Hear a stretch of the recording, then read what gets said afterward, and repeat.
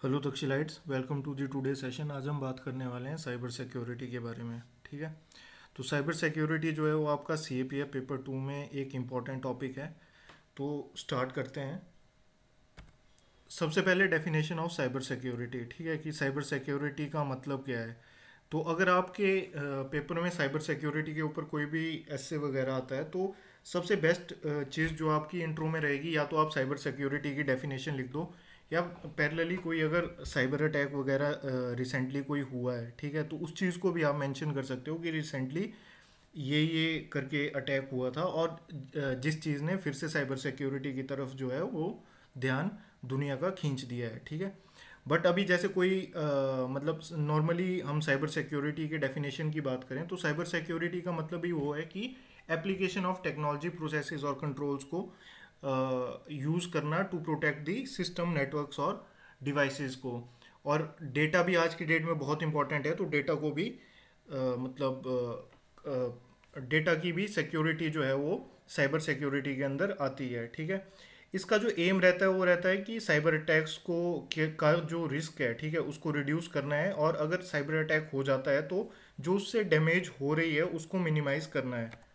अब बात करते हैं कि व्हाट इज साइबर अटैक। ठीक है, साइबर अटैक है क्या। तो साइबर अटैक है कि जैसे मान लो किसी ने कोई इंटेंडेड सॉफ्टवेयर है, ठीक है, या कोई एक ऐसा अटेम्प्ट जो कि आपकी डिवाइस से डेटा स्टील कर रहा है, या डेटा आपकी डिवाइस को आपको एक्सेस करने नहीं दे रहा है। ठीक है। इसके अलावा डेटा चोरी होना, या जो क्रिटिकल इंफॉर्मेशन इंफ्रास्ट्रक्चर है, ठीक है, उसके ऊपर जो अटैक होता है वो सारा आपका साइबर अटैक के अंडर आता है। ठीक है। अगर इसकी डेफिनेशन की बात करें तो ये मैलिशियस एंड डेलिब्रेट अटेम्प्ट है, ठीक है, जो कि कोई इंडिविजुअल भी कर सकता है या कोई ऑर्गेनाइजेशन भी कर सकती है to breach the information system of another individual और ऑर्गेनाइजेशन। ठीक है। तो साइबर अटैक एक पर्टिकुलर इंडिविजुअल पे भी किया जा सकता है और एक ऑर्गेनाइजेशन पे भी किया जा सकता है, या अगर क्रिटिकल इंफॉर्मेशन इंफ्रास्ट्रक्चर पे ये अटैक किया जा रहा है, ठीक है, तो ये एक कंट्री के खिलाफ भी किया जा सकता है। ठीक है। एग्जाम्पल अगर हम बात करें तो रेडिको इसका सबसे प्रोमिनेंट एग्जाम्पल है, जिसमें कि शेडो पैड का यूज़ किया गया था, और इंडिया की 12 जो पावर स्टेशन हैं, ठीक है, पावर स्टेशन हैं, उन पे अटैक किया गया था। रेडिको एक ग्रुप है, चाइनीज हैकर ग्रुप था, ठीक है, जिसके द्वारा इंडिया के 12 पावर सेंटर्स पे अटैक किया गया था यूजिंग शेडो पैड।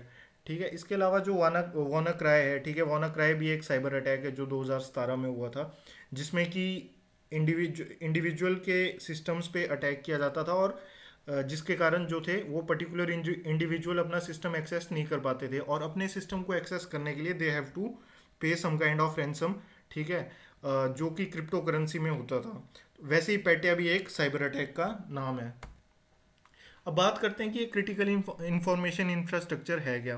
तो क्रिटिकल इंफॉर्मेशन इंफ्रास्ट्रक्चर की अगर वैसे एक मतलब डेफिनेशन दी गई है, इसको डिफाइन किया गया under information technology act of 2000, जिसमें कि बताया गया है कि जो आपका क्रिटिकल इंफॉर्मेशन इंफ्रास्ट्रक्चर है, ठीक है, ये आपका मतलब उन चीज़ों को कॉन्स्टिट्यूट करता है जो आपकी national security, economy, public health और सेफ्टी के लिए बहुत इंपॉर्टेंट है। जैसे कि एग्जांपल हो गया कि आपकी न्यूक्लियर एनर्जी इंस्टॉलेशन होगी, पावर ग्रिड्स होगी, ठीक है, बैंकिंग सिस्टम हो गया, ट्रांसपोर्ट सिस्टम हो गया। ट्रांसपोर्ट में मतलब कि जैसे मेट्रो वगैरह। तो ये जितना भी सिस्टम है, ठीक है, ये आपका क्रिटिकल इंफॉर्मेशन इंफ्रास्ट्रक्चर कॉन्स्टिट्यूट करता है। तो अगर मान लो कि आपके इन क्रिटिकल इंफॉर्मेशन इंफ्रास्ट्रक्चर पे अटैक वगैरह हो रहा है, ठीक है, तो इससे काफ़ी ज़्यादा लॉस जो है वो एक कंट्री को हो सकता है। जैसे कि अगर न्यूक्लियर एनर्जी इंस्टॉलेशंस पे कोई साइबर अटैक होता है, ठीक है, तो this can cause a lot of devastation and, है ना, तो एक काफ़ी ज़्यादा जो लॉस जो है वो कर सकता है। वैसे पावर ग्रिड्स के ऊपर अटैक जैसे रेड इको ग्रुप ने किया था, ठीक है, तो अगर पावर नहीं रहेगी किसी कंट्री में, या 3-4 दिन के लिए भी बत्ती गुल हो जाती है, तो इकोनॉमी को काफ़ी ज़्यादा लॉस हो सकता है। वही चीज़ आपके बैंकिंग सिस्टम के साथ है, ट्रांसपोर्ट सिस्टम के साथ है। नेक्स्ट बात करते हैं कि साइबर अटैक्स जब कोई ऑर्गेनाइजेशन या इंडिविजुअल करता है तो क्या एम रहते हैं किसी मतलब पर्टिकुलर इंडिविजुअल और ऑर्गेनाइजेशन के। ठीक है। तो सबसे पहली बात तो है कि अगर किसी फाइनेंशियल इंस्टीट्यूशन पे अटैक किया जा रहा है, ठीक है, तो मेन एम तो वही है कि या तो वो मॉनेटरी गेन्स चाहते हैं, या चाहते हैं कि दूसरे कंट्री का जो फाइनेंशियल सिस्टम है वो पूरा तहस नहस हो जाए।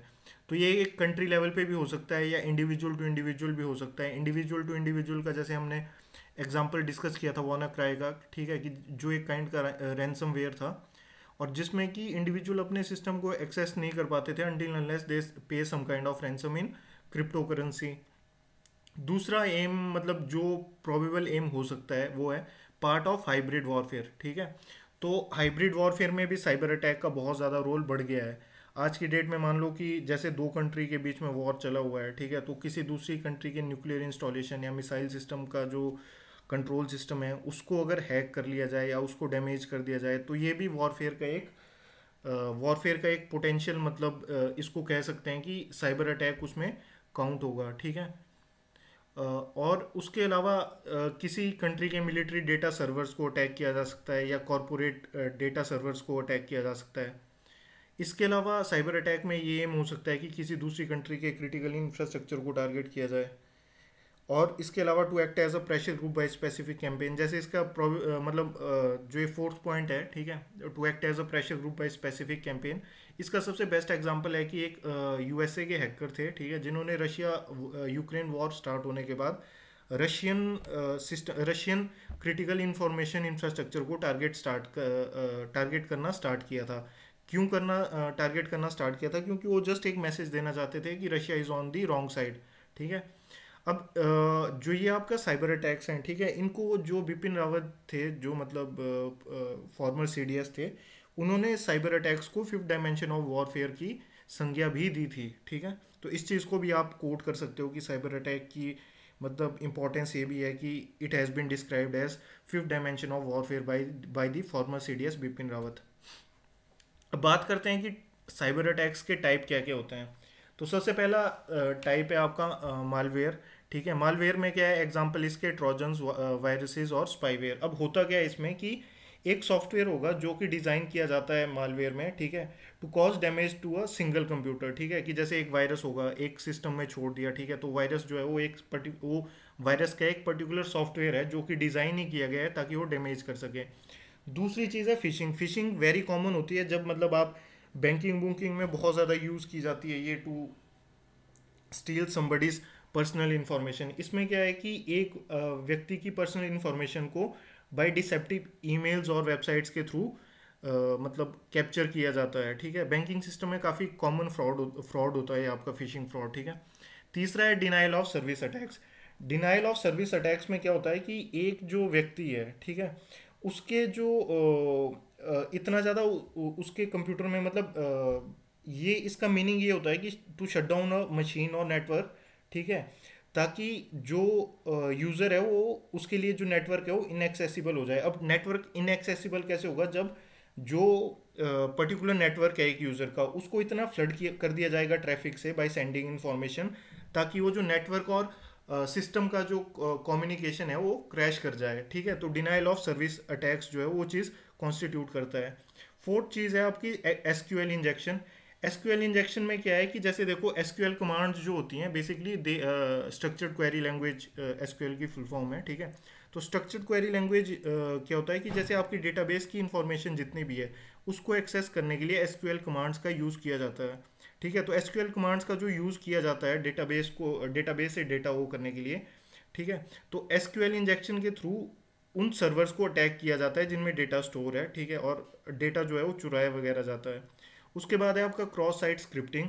क्रॉस साइट स्क्रिप्टिंग में क्या है कि एक मेलिशियस कोड जो है वो एक वेबसाइट में डाल दिया जाता है। ये पर्टिकुलरली पूरी वेबसाइट को अटैक नहीं करता है, बल्कि जब यूज़र जो है उस पर्टिकुलर कोड पे क्लिक करेगा, ठीक है, तो उसके साथ तो उसका कंप्यूटर जो है वो अटैक होगा। उसके बाद नेक्स्ट है सोशल इंजीनियरिंग, ठीक है।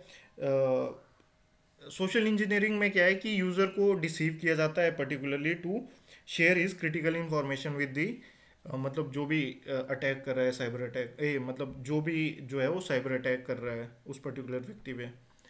नेक्स्ट चीज़ है कि इंटरनेशनल मैकेनिज्म क्या क्या है साइबर सिक्योरिटी पे। तो इंटरनेशनल टेलीकम्युनिकेशन यूनियन जो है ये यूएन की ही एक पहल है, ठीक है, जिसमें साइबर सिक्योरिटी को मेन फोकस रखा गया है। उसके बाद आपकी बुदापेस्ट कन्वेंशन है, ये वेरियस कंट्रीज़ द्वारा साइन की गई थी, ठीक है, इन द ईयर 2004, और इसका मेन एम भी साइबर सिक्योरिटी से रिलेटेड ही था। इसके अलावा इंडिया का जो ये इंटरनेट गवर्नेंस फोरम है ये मल्टी होल्डर सोसाइटी है, यानी कि इसमें आपके एनजीओज भी इन्वॉल्व हैं, ठीक है, टेक्निकल एक्सपर्ट्स भी इन्वॉल्व हैं, ठीक है, गवर्नमेंट भी इन्वॉल्व है, प्राइवेट सेक्टर भी इन्वॉल्व है, ठीक है, सिविल सोसाइटी इन्वॉल्व है, ठीक है, ताकि इंटरनेट को और सेफ बनाया जा सके। जिनका ये मतलब इंटरनेट गवर्नेंस फोरम है, जो कि मल्टी स्टेक होल्डर सोसाइटी है, इसका मेन एम यही है कि इंटरनेट को सेफ बनाया जा सके।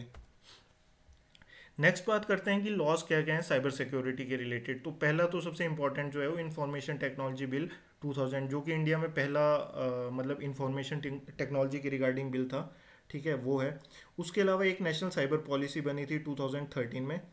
नेक्स्ट है आपका national computer emergency response team, जो कि आपके ministry of electronics and information technology के अंडर वर्क करता है, और ये काइंड ऑफ नोडल एजेंसी है to deal with the cyber attacks और साइबर सिक्योरिटी को प्रमोट करने के लिए इंडिया में, ठीक है। नेक्स्ट चीज़ है आपकी डेटा सिक्योरिटी बिल।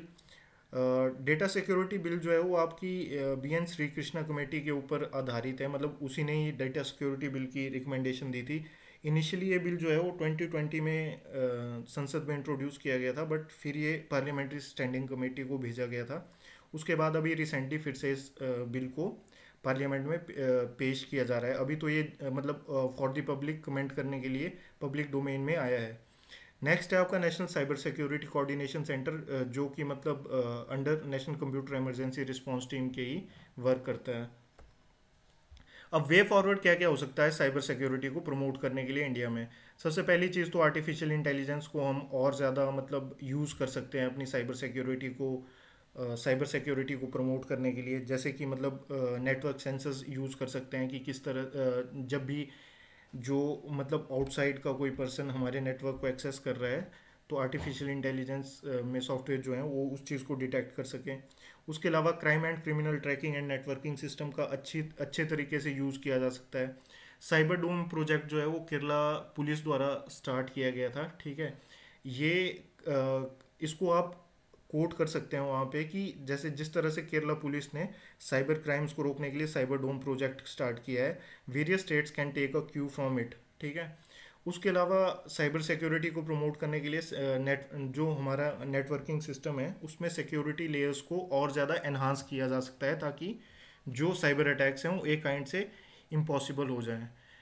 तो this is all with this topic, ठीक है। काफ़ी इंपॉर्टेंट टॉपिक है आपके पेपर 2 के बारे में, पेपर 2 से related. Make some notes about it, और जो भी करंट हैपनिंग्स होंगी you can add them to this topic. That's all with this topic. Thank you.